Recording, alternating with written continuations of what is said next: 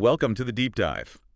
Today we're getting into a really interesting story from college football. Yeah, one that kind of makes you stop and think. Exactly. It's about Georgia Tech's Clayton Powell-Lee and a big decision he recently made about his future.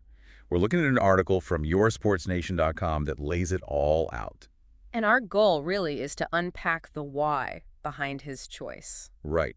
What does it tell us about, college football right now? Especially with NIL deals and the transfer portals sort of changing everything. NIL, of course, being name, image, and likeness, how these players can get paid now. So, let's set the scene. Powell-Lee, he had a strong season, right? 53 tackles. Definitely made his presence felt. And he got to this point where he and his team felt he was worth more than his current NIL deal at Georgia Tech. We're talking six figures already, but still. Yeah, the article mentions his agents and his mother are all thinking the same thing. He'd outperformed that initial valuation, basically. And that's the core tension, isn't it? The player's perceived value versus what the school or its backers are offering. Which immediately brings in the transfer portal. It's like the escape hatch, or maybe the greener pasture. Totally. And programs like Virginia were apparently showing interest. That signals potentially a bigger payday, a more substantial NIL offer elsewhere. It really functions like free agency now, doesn't it? Players can actively shop their talents. It does. And the article suggests Powell-Lee got really close to making that move. There was apparently a pretty tense conference call. Oh, really? Yeah, and he was basically on the verge of filing the paperwork to enter the portal. Shows you how involved agents are now, lining things up, kitching their players. Wow. So what stopped him? What was the turning point?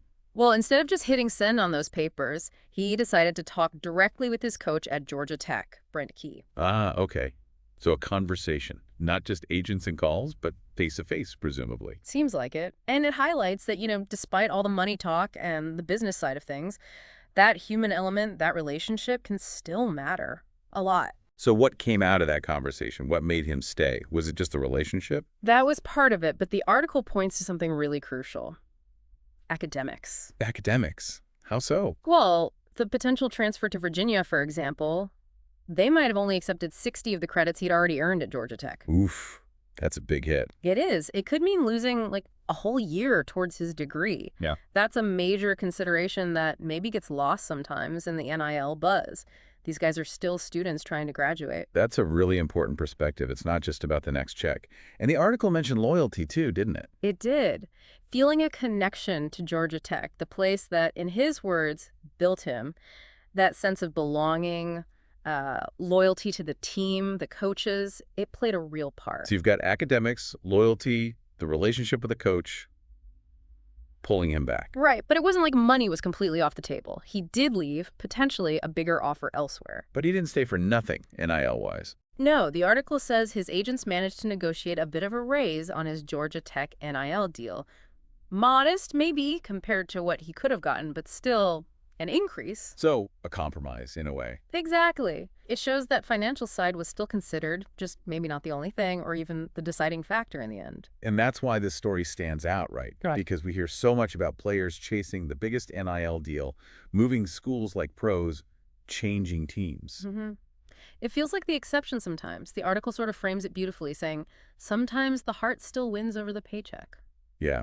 So pulling this all together for you listening, Powell-Lee's situation is a fantastic example of just how complicated these decisions are now. Absolutely. You've got the money, the NIL potential pulling one way, but then you have academics, graduation timelines, loyalty, personal relationships pulling another way. It's this whole web of factors. And for you, the listener, it's a reminder that what looks like a simple transaction from the outside, like just chasing money, often has these really deep personal layers underneath.